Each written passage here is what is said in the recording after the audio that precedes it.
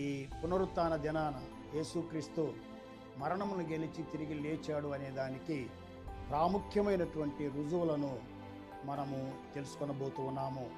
మొదటి రుజువు ఏమిటి అని అంటే, యేసుక్రీస్తు యొక్క సమాధి ఖాళీ సమాధి, తెరవబడినటువంటి సమాధి. ఇటువంటి సమాధి ప్రపంచంలో ఎక్కడా కూడా మనకు కనిపించదు. ఒక్క యేసు ప్రభు సమాధి మాత్రమే ఖాళీ సమాధి.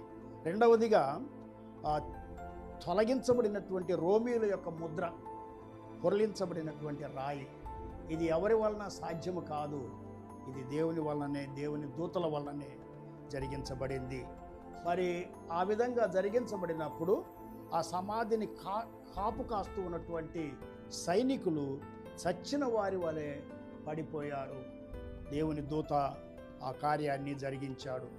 అయితే ఈ పునరుత్థాన సత్యాన్ని కప్పిపుచ్చటానికి యూదా మత నాయకులు ఒక కుట్ర చేసి ఆ సైనికులతో, మేము నిద్రిస్తూ ఉండగా యేసు ప్రభుని ఎవరో ఎత్తుకొని పోయారు అని మీరు చెప్పండి అని ఒక కుట్ర పన్నారు. అయితే వారి కుట్రను భగ్నం చేస్తూ ప్రభు అయిన యేసుక్రీస్తు 3వ దినాన తిరిగి లేచి 40 దినాల్లో ఆయన ఆరోహణము కాకముందు 10 గుంపుల వారికి ప్రత్యక్షమయ్యాడు. అయినటువంటి ఎవరికైతే యేసు ప్రభు ప్రత్యక్షమయ్యాడో వారి జీవితాలు మార్చబడ్డాయి. వారి జీవితాలు మార్చబడి ప్రపంచవ్యాప్తంగా ఇప్పుడు సంఘము ఉనికిలోనికి వచ్చింది.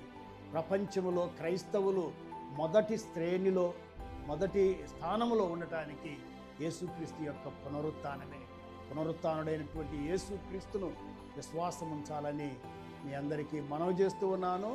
సాధు సుందర్ సింగ్ ఈ రీతిగా చెప్పాడు, యేసుక్రీస్తు యొక్క మరణము నన్ను బ్రతికించింది, ఆయన పునరుత్థానము నన్ను వెలిగించింది. యేసుక్రీస్తు యొక్క పునరుత్థానమే మన జీవితానికి వెలుగు, మన జీవితానికి జీవాన్ని ప్రసాదిస్తుంది. యేసు ప్రభువుని నమ్మండి, పరలోక రాజ్యానికి వారసులు కండి. దేవుడు మిమ్మల్ని దీవించునుగాక. ఆమేన్.